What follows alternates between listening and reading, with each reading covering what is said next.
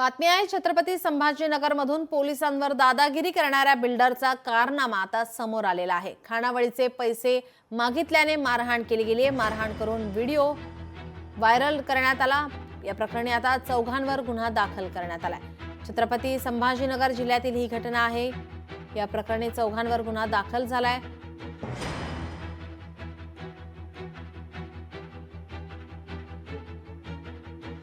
खानावळीचे पैसे मागितल्याने मारहाण केली गेली आहे।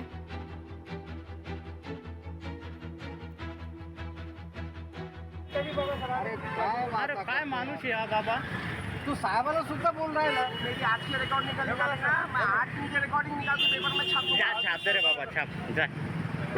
बात करो, हेलो बात करो, हेलो। लोकशाही मराठी ऐका, पहा, जागरूक रहा।